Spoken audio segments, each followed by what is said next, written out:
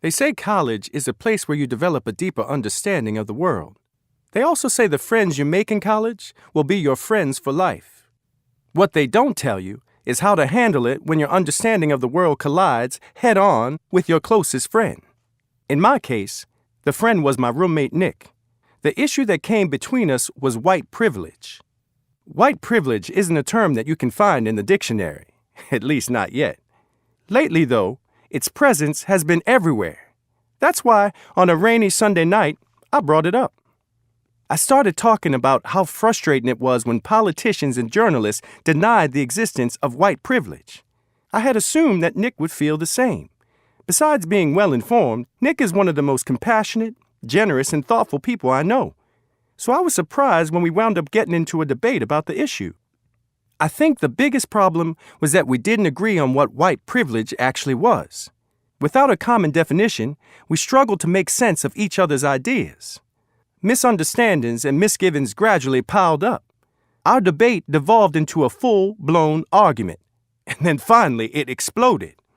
I had tried to make a point about the advantages available to people in the majority, but I was frustrated and it came out wrong. For a second, Nick just stared at me. When he finally spoke, his voice was quiet. "You know," he said, "I'm the first person in my family to not be a farmer. Growing up, I could never play sports because I always had to work. I stayed up late studying every night just so my college application wouldn't get laughed out of the room.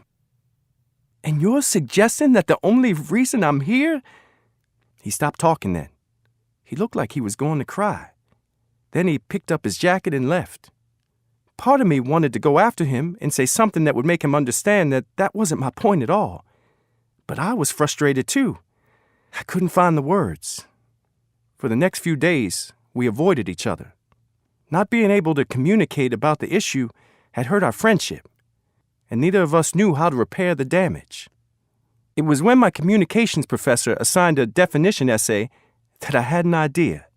What if I tried to define white privilege? I knew that writing an essay like that would help me better understand the issue and help me figure out how to communicate my ideas to an audience that didn't share my background or beliefs. But I was also hoping for more. I was hoping that, somehow, this essay would help save our friendship. Before I started to write the essay, I did a lot of reading. In order to define white privilege effectively, I would have to understand how it was talked about by scholars, skeptics, and everyone in between. Later, when I began to make notes and outline my ideas, I tried to keep in mind what I had learned about effective definition writing. First, I knew it would be important to avoid circular definitions and vague explanations. And because I was writing for a general audience, I thought it would be best to avoid academic jargon, too. Second, I knew I had to think about my communication strategy. My professor had pointed out that there are a lot of ways to define a term.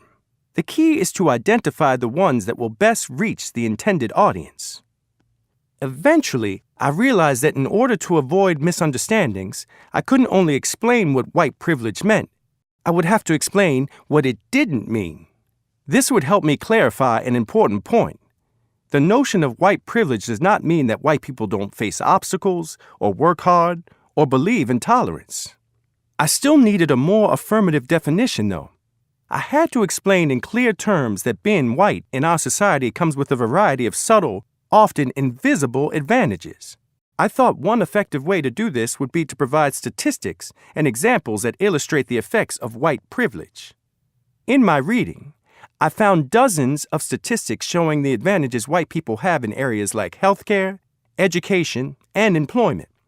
For instance, if you have a stereotypically white name, you're 50% more likely to be offered a job interview than an equally skilled person with a stereotypically black name. The writer, James Baldwin, is quoted as saying that to be white in America means not having to think about it. And that's the essence of privilege. For instance, if you're white, you don't have to teach your children how to respond to racially insensitive comments and assumptions. When I finished the essay, I felt strangely calm. It was a challenging subject, but I had come to understand it better, and I thought I had figured out how to share that understanding. There was only one way to find out. When I got back to the dorm that night, I asked Nick to read what I had written. I watched him as he read. His expression gave no hints about what he was thinking, which only made me more nervous. When he finally looked up, I held my breath. There are moments where progress can only be built on a reaction, and I could feel that this was one of them.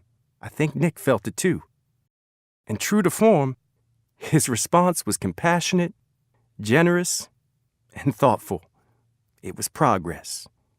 It was what we both needed.